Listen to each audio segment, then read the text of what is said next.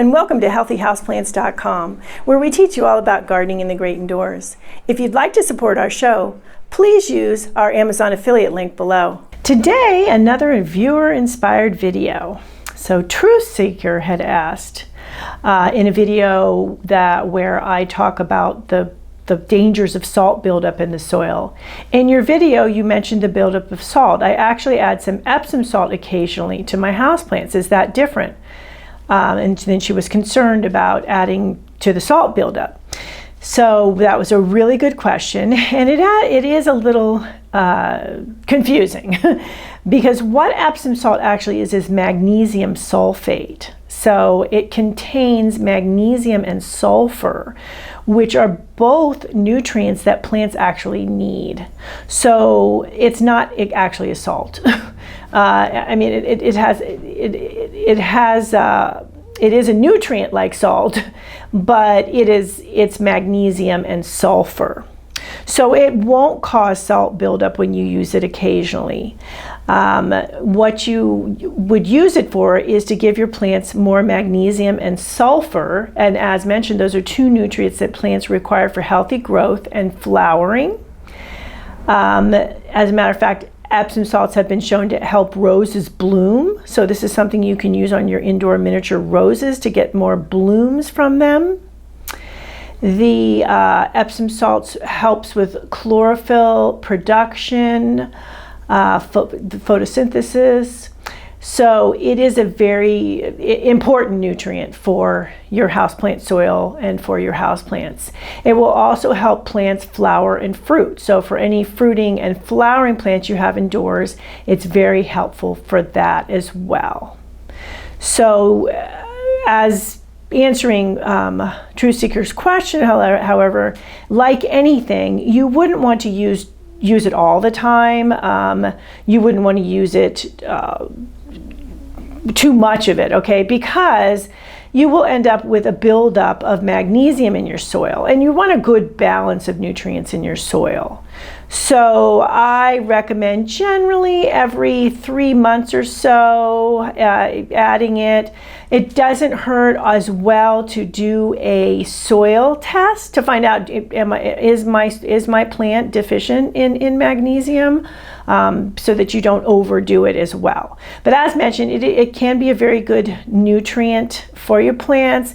Plants are yellowing, not blooming, not fruiting, and you've gone through a lot of the other things, and you've maybe been using some well-balanced fertilizers with both NPK, nitrogen, phosphorus, and potassium, but you're still having some problems. It could be that magnesium and sulfur deficiency, and the Epsom salts will help.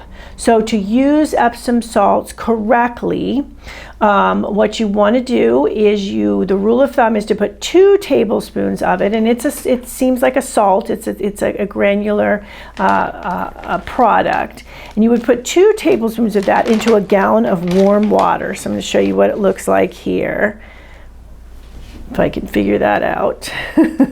So you see, it actually looks like salt. Do not eat it, but it looks like salt. Okay, so you want to mix it into warm water so it'll dissolve quickly, and in 2 tablespoons per gallon. If you're concerned about doing too much, do 1 tablespoon per gallon. It doesn't hurt to dilute. It's always better to be on the safe side with fertilizers, any kind of fertilizers, anything that you're adding to your houseplant soil. So if you're concerned, always go at half strength then. So 1 tablespoon or 2 tablespoons to a gallon of water.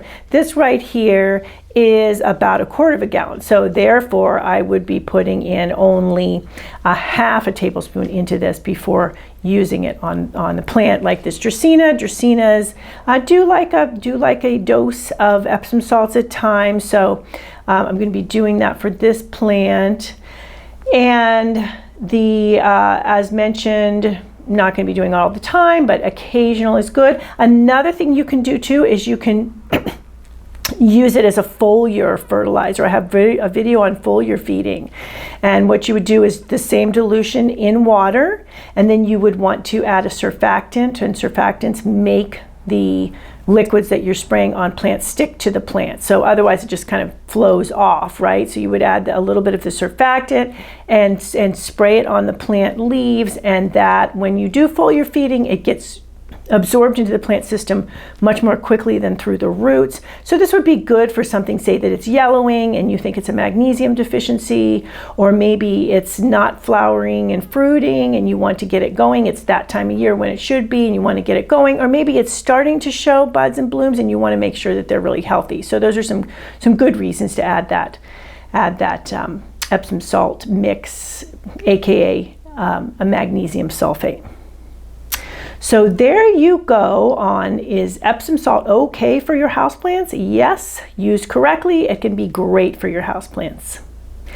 Thank you for stopping by today. Please leave any comments about any indoor gardening tutorials you'd like to see. Remember to like, comment, subscribe, and share this video. And please check the bell if you'd like to be notified when new videos are released.